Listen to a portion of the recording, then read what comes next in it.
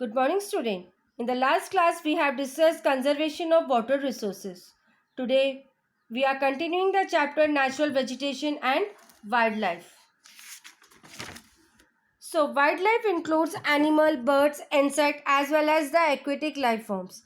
They provide us milk, meat, hide of wool, insect like bees provide us honey, help in pollination of flower, and have an important role in to play as decomposer in the ecosystem. The birds feed on insect, act as decomposer as well. Even vulture, due to the ability to feed on dead livestock, is a scavenger and considered a vital cleaner of the environment. So animal big or small, all are integral and maintaining balance in the ecosystem. Our next topic is distribution of natural vegetation. So natural vegetation, it is nothing but the growth of vegetation depends primarily on temperature and moisture. The major vegetation types of the world are grouped as forest, grassland, scrubs and tundra. In areas of where heavy rainfall, huge trees may thrive. The forests are thus associated with areas having abundant water supply. As the amount of moisture decreases, the size of the trees and the density reduced. Short stand trees and grasses grown in the region of moderate rainfall forming the grassland of the world. Thorny scrubs and shrubs grow to dry area of low rainfall. In such areas of plants have deep roots and leaves with thorny and viscous surfaces. Reduces loss of moisture through the transpiration. Thunder vegetation of cold polar region comprise of moisture and lynches. Forests are broadly classified as two, evergreen and deciduous, depending on when they shed their leaves. Evergreen forests do not shed their leaves systematically in any season of the year. Even deciduous forests shed their leaves in a particular season to conserve loss of moisture through transpiration.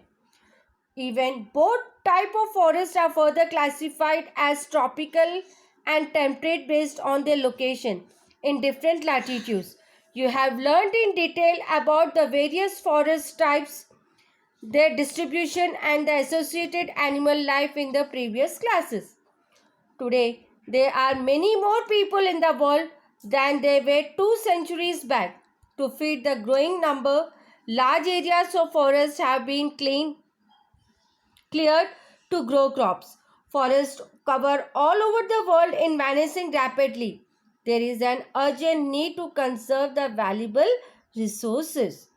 Conservation of natural vegetation and wildlife. Even forests are available.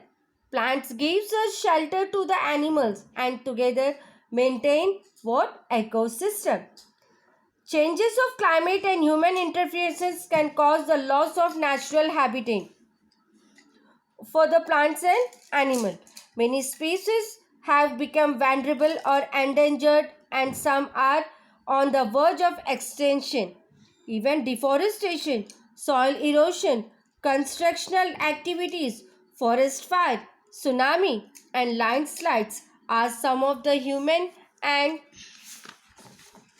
natural factors which accelerate the process of extinction of these resources. One of the major concern is the poaching, which result in the sharp decline in the number of particular species.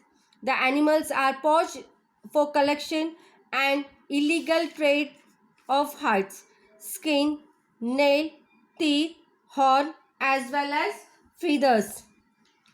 Some of these animals are tiger, lion, elephant, deer, black buck, crocodile, rhinoceros, snow leopard, ostrich and peacock.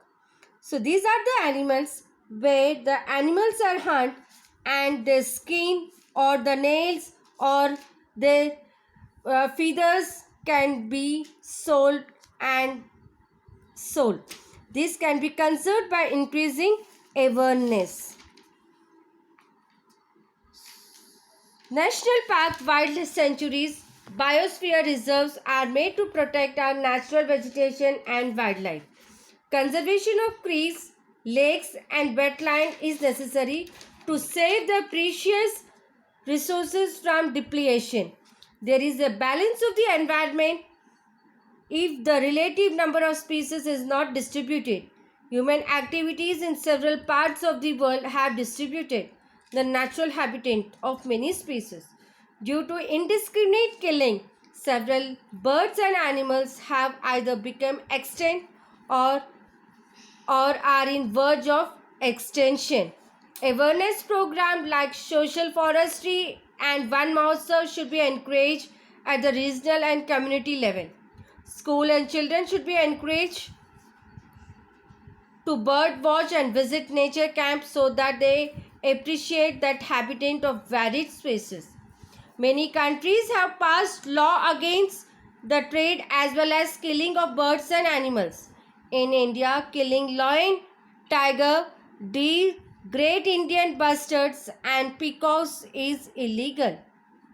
And international convention sites have been established that the several species of animals and birds in which trade is prohibited, conservation of plants and animals in the ethical duty of every citizen. Thank you.